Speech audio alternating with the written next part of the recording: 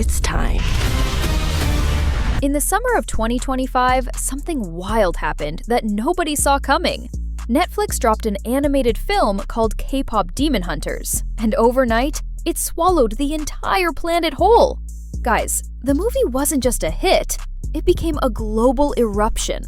Over 300 million views, the most watched Netflix film ever. People were quoting it, cosplaying it, arguing about it, remixing it, the whole 9 yards. But what really launched this movie into the stratosphere wasn't just the animation or the demon-slaying idols. It was the soundtrack, a collection of songs that detonated across every corner of the internet. 7 tracks. Yes, 7 hit the Billboard Hot 100 at the same time. 4 of them dominated the top 10 simultaneously, something no film had accomplished since the Hot 100 began in 1958. And at the center of the storm was the song Golden. The anthem, the monster, the track that had every single person on the internet trying to hit those impossible high notes. It clung to the #1 spot for 6 straight weeks, breaking a decades-long record held by fictional characters. But here's the plot twist. This unbelievable triumph wasn't born from some industry plant or overnight sensation. It wasn't manufactured hype or Hollywood luck. This was the result of rejection. Of a girl who trained for over a decade, poured every ounce of her youth into her dream, and still watched it slip through her fingers. This is the story of Kim Eun-jae. The world now knows her as EJAE, a woman who thought her life had been ruined, only to learn she was being prepared for something she never even imagined. Not too long ago, almost nobody knew her name. Funny how life works. Eun-jae's story begins long before the Netflix charts and worldwide shoutouts. At just 3 years old, she was already wandering around the house singing old-school K-pop songs, like she was auditioning for a living room audience. Her mom noticed. Her uncle jokingly said, "You should make her a singer." Whether he meant it or not, the seed took root. From that age on, music wasn't a hobby, it was her heartbeat. By 11, she got the kind of call most young kids only dream about. SM Entertainment wanted her. Yes, that SM, home to legendary acts like BoA, SES, Shinhwa, titans of K-pop, the very idols she spent her childhood idolizing. So in 2003, little EJAE walked through the SM doors, ready to take her first real step towards stardom. But, my friends, K-pop training isn't like dance class and karaoke after school. It's an entire ecosystem built on perfection. And the price is childhood. She entered a world where every day was an exam. Vocal runs, breath control drills, choreography so sharp it could slice steel, acting and media coaching, foreign language classes, the whole machine. When other kids her age were figuring out school crushes and after-school clubs, she was mastering facial expressions for stages she hadn't even stepped on yet. The pressure? Almost indescribable. Hundreds of trainees, all fighting for the same finish line, all equally talented, hungry, and desperate for debut. Every moment of her youth was consumed by that goal. And she wasn't just good, she was exceptional. She trained alongside girls who would later become Girls' Generation, watching them grow, debut, and transform into global superstars. And through it all, she believed, my time is coming next. Except, it didn't. Years went by. No debut, no group, not even a solo project. Just silence. Then one day, SM called her in. After over a decade of training, grinding, sacrificing everything, she finally thought this was it. The moment her entire life had been built around. But it wasn't a debut. It was a dismissal. The industry has a cruel, unspoken rule. The longer you train, the older you get. And the older you get, the less they want you. At 23, an age when most people are barely getting started, EJAE was considered too old to debut. The machine she had devoted her entire childhood to suddenly decided she no longer fit the mold. Just like that, she was dropped. Imagine giving more than 10 years of your life to one dream, missing out on growing up, missing out on finding yourself, missing out on freedom, then being told your expiration date had arrived. The girl who dedicated her entire youth to becoming an idol was forced to face a terrifying question. Who am I if I'm not the dream I've spent my entire life chasing? I mean, I was incredibly devastated. I felt like I let down 11-year-old me because I worked really, really hard. Really, it was not even kidding blood, sweat, and tears of how much training I did. Hours of singing, hours of dancing, trying to improve. So yeah, I just felt like all that hard work went to nothing. I was just kind of drenched in this whirlwind of like doubt, self-doubt, imposter syndrome. What do I do with my life? She could have quit. She could have walked away from everything, bitter and broken. But instead, she did something unexpected. She packed her life into suitcases and moved all the way to New York City, enrolling at NYU's Tisch School of the Arts. She studied the music industry, psychology, and everything in between, searching for answers about herself and the career that had slipped away from her fingertips. But in New York, something magical and completely unplanned happened. She stumbled into the underground world of SoundCloud, where producers like Taku, Sango, and Shalomo were crafting raw, boundary-breaking music without rules or choreography counts or evaluation sheets. It shook something awake inside her. For the first time in years, she wasn't performing for approval. She wasn't trying to fit into an industry mold. She wasn't singing someone else's vision. She downloaded Ableton, taught herself music production, and began creating songs for herself. Messy, emotional, experimental music that poured out of her soul like she had been holding it in for years. It wasn't a career move. It was survival. Therapy. A way to process the pain of losing the future she thought she was meant to have. Back in Korea, whispers started spreading about a former SM trainee with a natural talent for melodies. Producers reached out, asking if she'd try top-lining, writing lyrics and melodies over instrumental tracks. She agreed. Quietly, casually, with zero expectation. But soon, she realized something powerful. She wasn't just good at songwriting, she was built for it. All those years training, learning what makes a hook hit, understanding choreography-friendly structure, knowing what emotions idols need to deliver on stage. She wasn't just a songwriter, she was an insider. And that's when her path finally shifted. Something incredible happened once EJAE stepped into her new lane. The same music industry that once discarded her as too old, too trained, and no longer marketable, suddenly wanted her creativity more than ever. And it all started with one person, Andrew Choi, a songwriter who recognized something special in her.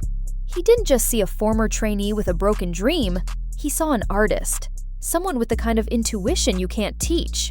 In 2017, Andrew invited her to a songwriting camp. Not just any camp, one hosted by SM Entertainment. Yes, the place that dropped her. Imagine that moment, guys. After years of carrying that rejection like a weight strapped to her back, she was walking back through those same doors. Not as a failed trainee, but as a creator, someone they now needed. And on her very first day, something emotional happened that would change her career forever. She had just gotten into an argument with her long-distance fiancé and was feeling raw, frustrated, and exhausted. She's Thank you, love. really the kind of, really the heart and soul of the movie because it's so much of her soul in the songs. So we're just having a moment. No! But instead of letting that pain sit heavy in her chest, she did what she trained her whole life to do. She turned emotion into melody. She channeled everything, heartbreak, confusion, and old wounds, into a new song. She didn't know it yet, but that song would eventually become Psycho, released by Red Velvet in 2019. It wasn't just a hit, it was a cultural earthquake. The song became one of the most successful K-pop tracks of its generation, certified gold in the US, covered globally, and hailed as a masterpiece.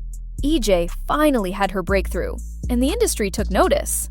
Before long, she was writing for Twice, aespa, LE SSERAFIM, NCT, and more of the biggest names in K-pop. She even ended up writing anthems for massive gaming franchises, like League of Legends and Mobile Legends, reaching audiences in completely new corners of the world. She may not have debuted as an idol, but she became something just as powerful. A hitmaker behind the scenes. A ghost architect of modern K-pop. Still, life had another surprise waiting for her. Being a trainee, I've heard many times that my vocal was too dark or like too husky, too gritty, not feminine enough, not clean. When they asked me to sing Rumi's part, I was very hesitant, to be honest. By 2020, EJAE was firmly in her bag. She was confident, respected, and finally living a life that didn't revolve around fear or competition. She had won the respect of artists, producers, and executives, which made what happened next even more unreal. Director Maggie Kang reached out about an animated Netflix feature, K-pop Demon Hunters, a story about idols who secretly fight demons. And honestly, there couldn't have been a more perfect match. EJAE wasn't just a songwriter. She understood the DNA of K-pop. She understood how Korean and English lyrics needed to weave together. She understood melodies that idols could dance to. She understood character emotion baked into every note. Her demos were so polished and so emotionally accurate that the directors later admitted they were part of the reason the film was greenlit at all. I'm not even kidding, found my range writing the songs. Wow, I didn't know I could sing that. But then came the plot twist. They didn't just want her songs, they wanted her voice. EJAE had recorded temporary demo vocals for the tracks, standard practice. But the directors heard something in her tone, something raw and human, something they believed belonged to the film's main character, Rumi. So they called her up and said, "We want you to be the singing voice of the lead." Let's pause for a second, my friends, because this is wild. Years ago, she was told she wasn't good enough to debut. Now, Hollywood was asking her to be the voice of its newest K-pop idol. But don't get it twisted. Even with all her accomplishments, stepping back in front of the mic reopened old wounds. Those years of rejection don't just vanish. She started to doubt herself again. Was she really good enough? Was she ready to be seen again after being invisible for so long? But she pushed through. And in doing so, she discovered a new part of her artistry, one she'd suppressed for years. Recording the vocals wasn't just singing lines into a mic. It was healing, a reclamation, a symbolic full-circle moment for the girl who once believed she had failed.